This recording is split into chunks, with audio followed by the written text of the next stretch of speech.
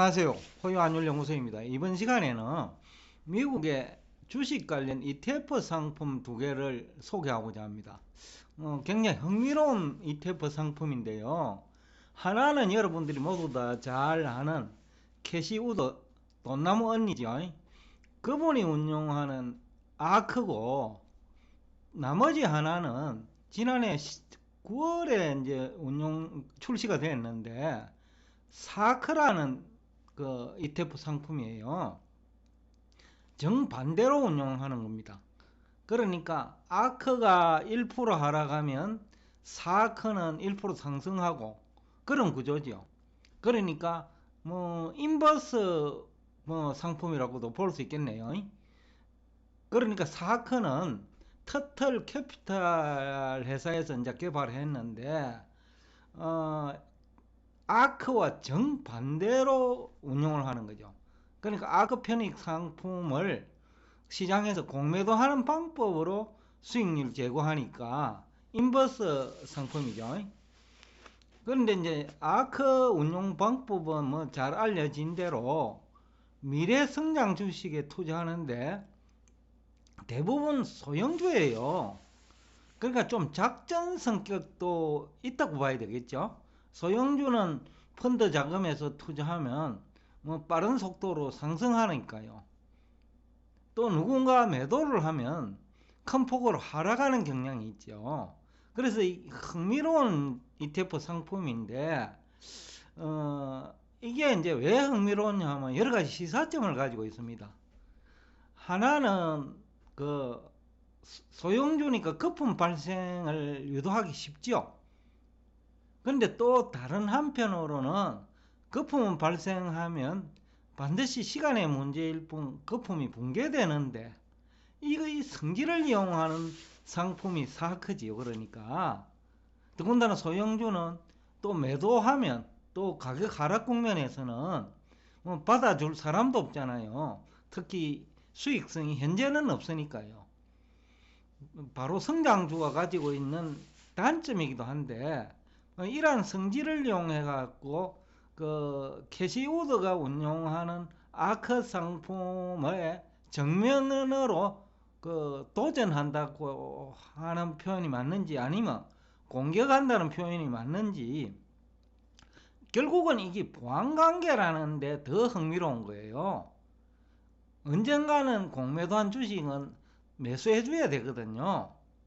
그러니까 아크 수익률을 그 수익률이 이제 하락하고 있는데 지금도 지난해 아크 수익률이 마이너스 한 25% 나왔으니까 고점 대비 한 50% 떨어졌죠.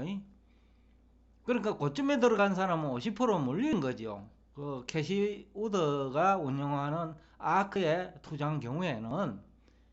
그런데 사크에 투자한 경우에는 두 달 만에 연율입니다. 연율로 한 43% 수익이 발생했어요. 그러니까 월 뭐 한 4% 정도 아니면 3% 정도로 볼 수 있겠네. 두 달이니까. 그러니까 그 정도로 이제 수익률 격차가 이제 벌어졌는데 언젠가는 그러면 이 공매도한 주식을 매수해 줘야 되잖아요. 그러니까 아크 수익률 하락을 제한하는 역할을 하는 거죠. 근데 그 얘기는 역설적으로 언젠가는 아크 주식이 그러니까 아크 ETF 상품이 큰 폭으로 상승할 수 있는 요인이 될 수도 있겠죠. 그래서 흥미롭다는 표현을 했는데 그런데 이제 문제는 그 언젠가가 언제냐는 문제죠.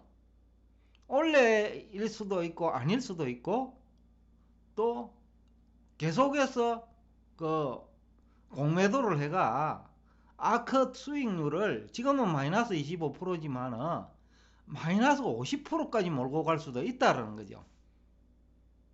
그러니까 이게 참 재미난다는 표현을 제가 썼는데 그 소형주니까 그것도 가능하거든요. 또 그 중에서는 부도 내지는 경영난에 직면할 기업도 있을 거예요. 캐시우드가 운영하는 아크에 편입된 종목 중에는 그럴 경우에는 누가 승리하느냐 하면 사크가 승리하는 거죠. 상장 폐지되거나 부도 위기에 직면하는 기업이 있다고 하면, 그러나 편입종목 모두 다가 부도나지는 않을 테니까 그것도 이제 흥미로운 건데, 여하튼 이 두 상품은 미국이니까 가능한 건지, 다르게 표현하면 피도 눈물도 없는 시장이 이게 자산 시장이다. 그러니까 다른 어떤 펀드의 약점을 이용해 가지고 그것을 공격하는 방법으로 수익률을 제공하는 상품이 이제 사크니까 피도 눈물도 없는 건데 나중에는 또 가격 하락을 달래주니까 우정의 상품이기도 해요. 그게 언젠가가 이제 문제인데, 대신에 이제 캐시우드가 그 부도할 수 있는 상품은 이제 편입을 하지 말아야 되죠. 빨리 그런 그 주식은 빨리 매도를 해야 되겠죠. 그래야 되면 그 전략이 어떻게 가져가느냐에 따라서 그 캐시우드가 빠른 시간 내에 또 그 수익률 회복은 가능할 것 같아요. 문제는 그 캐시우드가 기존 투자 철학을 고집한다면 계속해서 이것은 큰 위험이 또 될 수도 있겠죠. 왜냐하면 환경은 지금 그 아크 그 펀드에 뭐 ETF 상품 일종의 펀드니까 이 펀드의 환경은 부정적이에요. 금리가 얼마나 오를지도 모르는데 또 뭐 금리가 2% 정도까지 이제 육박을 하고 있는 시점이고, 그러다 보면 돈 흐름이 그 아크를 공격하는 펀드가 사크만 있는 것이 아니고 시장 환경이 아크를 공격하는 거죠. 그러니까 나스닥의 소형주 주식에서 거기에 돌던 돈이 그 건전한 주식, 그러니까 가치주로 이동해 버리면 사크만 공격하는 것이 아니고 다른 시장 환경도 아크를 공격하거든요.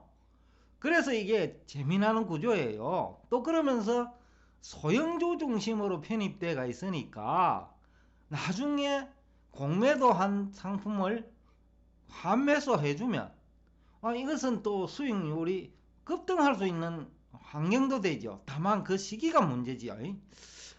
그래서 이제 참 재미나는 상품이라서 오늘 제가 소개를 하는데, 여러분도 관심을 가지고 한번 지켜보면 언젠가 환경이 개선되면 이 수익률은, 아크가 운영하는 수익률은 상당히 기대 이상으로 나올 수 있겠다 라는 해석도 가능하지요. 문제는 아크에 편입된 기업 주식 중에 부도나는 기업이 없어야 됩니다. 부도나는 기업이 있으면 상장 폐지돼 버리니까 이것은 결국은 누가 성자냐 하면 사크가 성자가 돼 버리거든요. 기업이 부도나 버리면. 지금 그래서 이제 아크를 운용하는 캐시우드의 전략이 궁금하기 짝이 없습니다. 왜냐하면 상장 폐지되는 기업이 있을 수 있거든요. 금리가 많이 오르면. 근데 시장 환경이 금리도 오르고 물가도 오르고 실질소득도 오르고 돈의 이동도 일어나니 지금 현재 환경은 캐시우드에게는 굉장히 아픈 시기죠. 그러니까 앞에서 제가 얘기한 지금은 헤지펀드의 시간이라는 거죠. 근데 헤지펀드가 활동하는데 누가 도와주느냐? 시장이 도와주는 거예요. 그런데 이제 소형주 중심으로 운영을 하다 보니 언젠가는 편입된 종목 중에서 부도나는 기업이 뭐 여러 개 있으면 큰일 나겠지만은, 그렇지 않다 하면 아크가 운영하는 이 펀드 수익률이 언젠가는 큰 폭으로 기대된다 라는 얘기를 하면서 오늘 여러분과 대화를 여기서 끝내겠습니다. 오늘도 끝까지 경청해 주셔서 대단히 감사합니다.